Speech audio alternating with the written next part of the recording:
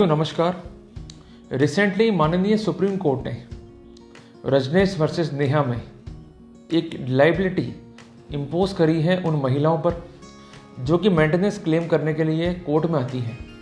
कई बार देखा गया है कि लड़कियां एक से अधिक कोर्ट में मेंटेनेंस क्लेम करती हैं या मटेरियल फैक्ट्स को कंसील करती है, इवन अपने एम्प्लॉयमेंट के फैक्ट्स को भी जो है वो कंसील करती हैं।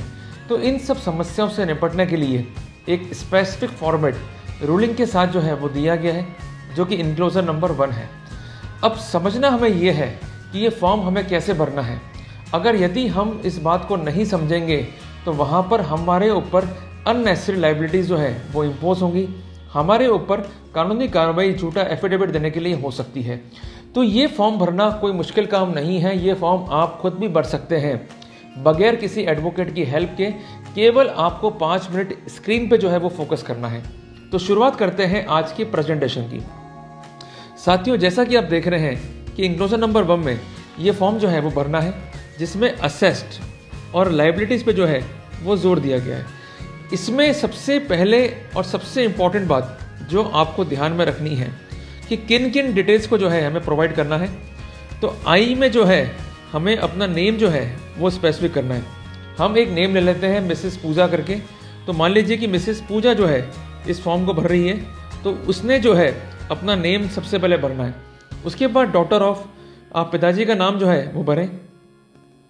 उसके बाद वाइफ ऑफ, पति का नाम भरें। उसके बाद एज भर दें और उसके बाद आप कहाँ पर रहते हैं ये एड्रेस जो है आप स्पेसिफिक कर दें। उसके बाद आपकी आती है पर्सनल इंफॉर्मेशन, आपकी व्यक्तिगत सूचनाएं। ये भी सूचना जो है आपको देनी है। उसमें आपको अपना नाम स्पेसिफिक करना है, आपका एज, सेक्स तो हमेशा फीमेल ही आएगा। उसके बाद आपकी क्वालिफिकेशन क्या क्या है वो आपको स्पेसिफिक करना है। उसके बाद आपको स्पेसिफिक ये करना है कि whether the applicant is staying in the matrimonial house और इन अ पेरेंटल हाउस और इन अ सेपरेट रेसिडेंस, कि आप ससुराल में रह रहे हैं या अपने पियर में रह रहे हैं या कि सेपरेट प्रीमाइसेस में जो है वो निवास कर रहे हैं। अगर जहाँ भी आप रह रहे हैं उसकी डिटेल्स जो है वो प्रोवाइड कर दें यहाँ पर। और अगर रेंटेड हाउस है तो रेंट एग्रीमेंट एक्सेट्रा एक्सेट्रा आप जो है वो प्रोवाइड कर सकते हैं।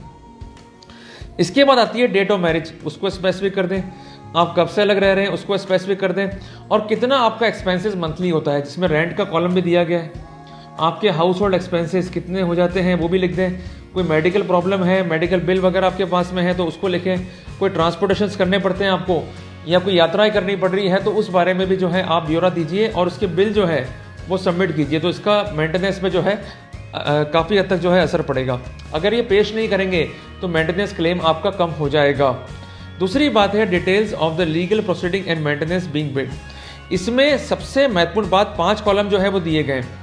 पर्टिकुलर ऑफ एनी ऑनगोइंग और past legal proceeding with respect to maintenance और चाइल्ड सपोर्ट बिटवीन एप्लीकांट और नॉन एप्लीकांट। हिंदी में कहेंगे कि यदि किसी प्रीवियस प्रोसीडिंग में कोई मेंटेनेंस की स्थितियां आई हों तो उसके डिटेल्स जो है वो प्रोवाइड कर दें, ये जरूरी है। उदाहरण के लिए अगर डोमेस्टिक वायलेंस में खर्चा बंद गया है और आप खर्चा मांग रही हैं 125 में, तो इसको जो है आप स्पेसिफिक कर दें। इसके अलावा किसी प्रोसीडिंग में मेंटेनेंस मिला है तो उसको स्पेसिफिक कर दें, उसकी डिटेल्स जो है प्रोवाइड कर दें, छुपाए नहीं।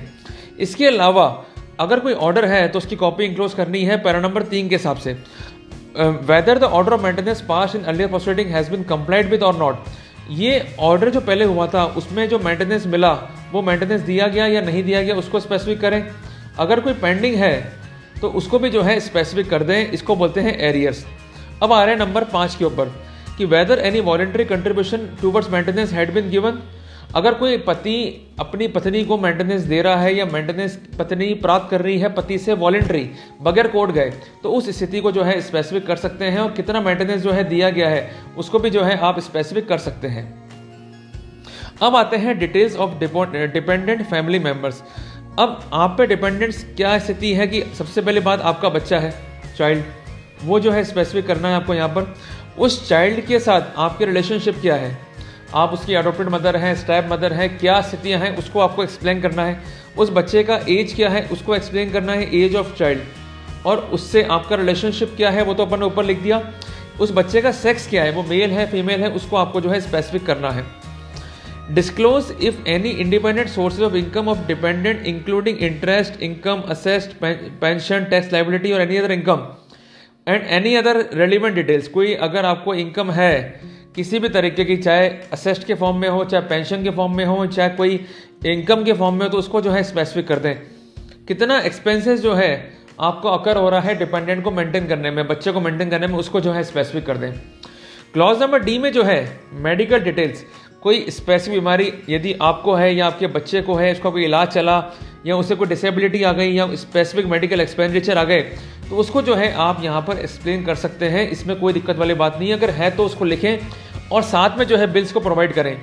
अब आ रहे हैं detail of children of the parties. कितने बच्चे आपके हैं उनके नंबर को स्पेसिफिक करें पार्ट नंबर 1 में। उसके बाद name and age of children, बच्चों के नाम और उनकी एज को जो है आप स्पेसिफिक कर दें। Detail of parent who has the custody of children, जिसके पास बच्चे की कस्टडी है, बच्चा जिसके पास में है उसका नाम लिख दें। कितना एक्सपेंडिचर बच्चे का आ रहा है, उसके फूड में, उसके क्लोथिंग में, उसके मेडिकल एक्सपेंसेस में, उसके एजुकेशन में या जनरल एक्सपेंसेस कितने आ रहे हैं। Towards any expenses toward extra educational expenses, आजकल बच्चे एक्टिविटीज़ कर रहे हैं तो वहाँ भी जो है खर्चे होते हैं, चाहे वो वोकेशनल एक्सरसाइज कर रहे हों या प्रोफेशनल जो है एक्सरसाइज कर रहे हों, कोई एजुकेशनल कोर्स कर रहे हों, कोई स्पेसिफिक ट्रेनिंग कर रहे हों या कोई स्किल ट्रेनिंग कर रहे हों, तो जो खर्चे आ रहे हैं उसके बिल लगाएं, बिल जो है सबमिट करें यहाँ पर।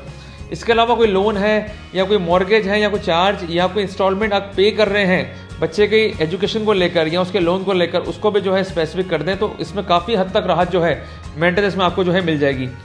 Weather any voluntary contribution is given towards educational expenses, अगर कोई पति ने वॉलंटरी कंट्रीब्यूशन दिया है, कोई एक्सपेंसेस दिए हैं, कोई फीस को पे किया है, तो उसको स्पेसिफिक कर दें, छुपाए नहीं। अगर आप छुपाएंगे तो समस्या आपके लिए आएगी। Whether any financial support is given by third party ने बच्चे के लिए कोई एक्सपेंसेस दिए हैं, तो उसको जो है आप लिख सकते हैं। जैसे मान लीजिए आपके फादर हैं और उन्होंने अपने पोते के लिए या उन्होंने अपने जो है दोते के लिए कोई खर्चा किया है, कोई अमाउंट दिया है उसके एजुकेशन में, अदर एक्सपेंसेस में, तो उसको भी जो है आप यहाँ लिख सकते हैं। फिर आ रहे हैं detail of income of deponent, शपथ करता। डिपोनेंट का मतलब है शपथ करता, जो एफिडेविट दे रहा है उसके बारे में। उसका एम्प्लॉयर जहाँ पर जॉब कर रही है उसका एम्प्लॉयर कौन है, उसका मालिक कौन है, उसको स्पेसिफिक करें। उसका डेजिग्नेशन मतलब आप किस पोस्ट पर जो है काम कर रहे हैं उसको स्पेसिफिक करें। मंथली इनकम कितनी आती है उसको स्पेसिफिक करें। अगर गवर्नमेंट सर्विसेज में है तो अपना सैलरी स्लिप जो है आपको लगाना पड़ेगा, चाहे मेल हो चाहे फीमेल हो, कोई इसमें समस्या नहीं है। अगर प्राइवेट सेक्टर में है तो एक सर्टिफिकेट जो आपको एम्प्लॉयर देगा आपको साथ में जो है वो फर्निश करना पड़ेगा। इसके अलावा benefits, house rent allowance, travel allowance, अगर कोई आपको मिल रहे हैं सर्विस के बेनिफिट्स मिल रहे हैं तो उसको भी साथ में जो है इंक्लोज कर दें, छुपाए नहीं। ये आपके बेनिफिट्स के लिए, इसमें कोई टेंशन वाली बात आपको नहीं है। Whether assessed to income tax, क्या इनकम टैक्स की स्थितियां जो है बनती है, तो उसमें 3 कॉलम जो है वो दिए गए। Income tax 1 year prior to marriage, ये आपके पास डॉक्यूमेंट अवेलेबल है तो आप सबमिट करें। 1 ईयर प्रायर टू सेपरेशन का इनकम टैक्स से सबमिट कर दें। At the time when application for maintenance filed, अगर उस समय कोई इनकम टैक्स की स्थिति है तो उसको सबमिट कर दें, इसमें कोई दिक्कत वाली बात नहीं है। अगर कोई इनकम आपको किसी रेंट से है या कोई इंटरेस्ट से है या शेयर से है या डिविडेंड से है या कैपिटल गेन से है, एफडीआर से है, पोस्ट ऑफिस से है, म्यूचुअल फंड से है, स्टॉक से है, डिबेंचर से है, तो उसको लिख दें, इसमें कोई तकलीफ आपको नहीं है, इसमें कौन सी बड़ी बात है। और फर्निश कर दें bank statement of all account for the last 3 year, अगर बैंक अकाउंट है तो उसको जो है स्पेसिफिक कर दें। कोशिश ये करें कि जब भी मेंटेनेंस पे करें तो बैंक अकाउंट में करें। लड़की जो है डिटेल्स प्रोवाइड करेगी, इसका मतलब उसके पास बैंक का अकाउंट है तो वहां पर डिटेल्स जो है उसको देनी पड़ेगी कोर्ट को जाके, तो वहां पर आपका ही जो है वो फायदा होने वाला है। तो बैंक अकाउंट के बारे में या उस स्थितियों के बारे में जो है एम्फेसिस करें। अब उसके बाद आ रहा है कॉलम नंबर जी में असेस्ड, मूवेबल और immovable owned by the deponent. इसमें महत्वपूर्ण बात है self acquired property if any, कोई प्रॉपर्टी एक्वायर्ड की गई है शपथकर्ता के द्वारा या जो एफिडेविट दे रहा है उसके द्वारा, तो उसको लिख दें। Property jointly owned by parties after marriage, कोई शादी के बाद प्रॉपर्टी ली गई है उसको एक्सप्लेन कर दें। इसका कोई एसेंशियल प्रॉपर्टी में शेयर है तो उसको एक्सप्लेन कर दें। Other joint property of the parties, अगर कोई जॉइंट प्रॉपर्टीज है जैसे किसी अकाउंट के फॉर्म में है या कोई इन्वेस्टमेंट है, कोई एफडीआर है, म्यूचुअल फंड्स है, स्टॉक है, डिबेंचर है, तो उसमें उनकी वैल्यू कितनी है, उनका कितना हिस्सा बनता है, उसको स्पेसिफिक कर दें। Status of possession of immovable property and detail of the rent if lease, अगर कोई प्रॉपर्टी इमूवेबल है तो उसके मालिकाना, उसके कब्जे की जो है स्थिति क्या है उसको लिखें। अगर वो लीज पे दे रखी है, उससे रेंट आ रहा है तो उसको लिख दें कितना रेंट जो है आ रहा है। अगर कोई लोन दिया गया है या लिया गया, टेकन और गिवन, तो उसको जो है लिख दें। And brief description of jewellery and ornaments of the party acquired during after marriage, कोई मैरिज के समय और मैरिज के बाद जो ज्वेलरी मिली, चाहे ससुराल से मिली, चाहे पीयर से मिली, या उसके बाद जो है परचेज की गई, तो उसका ब्यौरा जो है स्पेसिफिक कर दें, तो काफ़ी हद तक मेंटेनेंस में जो है फायदा होने वाला है। डिटेल ऑफ ट्रांसफर डीड और transaction of any alienation of properties previously owned by the applicant, कोई ट्रांसफर डीड है, कोई प्रॉपर्टी जो है ट्रांसफर कर दी गई है बाय द एप्लीकेंट, तो उसको जो है स्पेसिफिक कर दें। फायदा क्या होगा, कई बार देखा गया है कि लड़कियां अपनी प्रॉपर्टी जो है अपने भाइयों को देकर रहती है, जिसे कहते हैं रेलिंक्विश, हक त्याग पत्र, और पति से जो है वो खर्चा मांगती है। तो अगर ऐसी स्थिति फाइल पर आ जाएगी तो वहां पर डेफिनेटली फायदा जो है लड़कों को मिलने वाला है। उसके बाद अपन आ जाए कॉलम नंबर एच के ऊपर, detail of liability of deponent, की लायबिलिटीज जो है वो क्या क्या है। कोई लोन तो पे नहीं हो रहा है, कोई लाइबिलिटीज तो पे नहीं हो रही है, कोई मॉर्गेज की स्थिति तो नहीं है, कोई प्रॉपर्टी पे चार्ज तो नहीं है, कोई ईएमआई पे तो नहीं हो रही है, कोई लोन की स्थिति तो नहीं आ रही है। ये बेसिक जो बातें हैं ये इसमें जो है प्रोवाइड करनी है। अब अगला कॉलम है I, self employed person, professional business person and entrepreneur, जो व्यवसायी हैं उनके बारे में जानकारियां जो है अगर आप हैं तो यहाँ प्रोवाइड करनी है। Brief description of nature of business, अगर कोई बिजनेस कर रहे हैं तो उसका नेचर क्या है, कोई प्रोफेशन कर रहे हैं जैसे एडवोकेट हैं, डॉक्टर हैं, तो क्या कर रहे हैं। इसके अलावा कोई सेल्फ एम्प्लॉयड वर्क है, कोई एक्टिविटी कर रहे हैं, तो इसको कौन कौन सी एक्टिविटी आप कर रहे हैं तो उसको जो है स्पेसिफिक करें। कुल मिला के ये स्पेसिफिक करना है कि आपका अर्निंग कितना है, ताकि कोर्ट को ये जानने में आसानी रहेगा कि मेंटेनेंस जो है वो कितना और कैसे जो है वो तय करना है। इसके अलावा किसी फर्म में जो है आपका शेयर तो नहीं है, वो स्पेसिफिक कर दें। कोई HUF में कोई शेयर तो नहीं है, उसको स्पेसिफिक कर दें। नेट इनकम कितनी है आपको उस बिजनेस से, उस प्रोफेशन से, या उस पार्टनरशिप से, या सेल्फ एम्प्लॉयमेंट से, उसको स्पेसिफिक कर दें। अगर बिजनेस है या पार्टनरशिप है या सेल्फ एम्प्लॉयमेंट लाइबिलिटीज हैं वो कितनी है उसको स्पेसिफिक कर दें। In case of business of A company, अगर कंपनी की स्थिति है तो लास्ट ऑडिटेड बैलेंस शीट जो है to indicate profit and loss of company उस in which party is in business in the company. अगर आप किसी कंपनी में जो है मैनेजर है या कोई डायरेक्टर है, यहाँ की अच्छी सीट को जो है होल्ड कर रहे हैं, तो उस कंपनी में जो है कितना प्रॉफिट गेन हुआ, कितना लॉस जो है हुआ, उसको एक्सप्लेन करने के लिए लास्ट ऑडिटेड बैलेंस शीट जो है वो देनी पड़ेगी। नहीं देंगे तो आपका ही जो है नुकसान होना है। In case of partnership firm last income tax return जो है वो फाइल कर दें। इन केस सेल्फ एम्प्लॉयड है तो वहाँ पर लास्ट इनकम टैक्स जो है वो प्रोवाइड करें। एनए नहीं करें, नो नहीं करें, नुकसान खा जाएंगे कोर्ट के अंदर। अगर भर रहे हैं इनकम टैक्स तो स्थितियों को जो है स्पेसिफिक कर दें। Information provided by deponent with respect to the income assessed liability of other spouse, अगर लड़की फॉर्म भर रही है तो लड़के के बारे में, लड़का फॉर्म भर रहा है लड़की के बारे में जानकारी रखता है तो इसमें जो है जरूर प्रोवाइड करें कॉलम नंबर जे के अंदर। मतलब आपके पति की एजुकेशन कितनी है, उसकी क्वालिफिकेशन कितनी है उसको बता दें। वो अर्न कर रहा है तो अर्निंग कैसे कर रहा है इसको स्पष्ट कर दें। इफ नॉट वेदर ही और she is staying in his own accommodation, अपने घर में रह रहा है या किराए के मकान पे रह रहा है या कहाँ रह रहा है, या किसी कंपनी के अकोमोडेशन में, कई बार कंपनीज जो है प्रोवाइड करती हैं अकोमोडेशन, वहाँ रह रहा हो तो वो जानकारी जो है प्रोवाइड कर दें। इसके अलावा उसकी लायबिलिटीज़ क्या क्या हैं, उसकी असेट्स क्या क्या हैं, अगर जानकारियाँ हैं तो प्रोवाइड करें, और डॉक्यूमेंट्स हैं तो उसे ज़रूर जो है वो पेश करें। अब अपन चलते हैं थोड़ा सा आगे। डिटेल ऑफ एप्लीकेंट और the other spouse in case parties are NRI, अगर कोई NRI है तो इस बारे में जानकारी जो है इस कॉलम में आपको प्रोवाइड करनी है कि डिटेल ऑफ सिटीजनशिप, उसकी नेशनलिटी क्या है, वहाँ एम्प्लॉयमेंट क्या है, वहाँ की हाउस होल्ड की स्थिति क्या है, वहाँ टैक्स लायबिलिटी क्या है, कितना जो है इनकम है, कितना एक्सपेंसेस इनकर हो रहा है। इस तरह की जानकारी जो पहले आपने दी है जो उस कंट्री में एग्जिस्ट कर रही है, ये आपको इस कॉलम में जो है वो प्रोवाइड करनी है। ये भर दिया जी फॉर्म अपन ने कंप्लीट। उसके बाद डिक्लेरेशन आ गया कि जानकारी जो है वो सही है।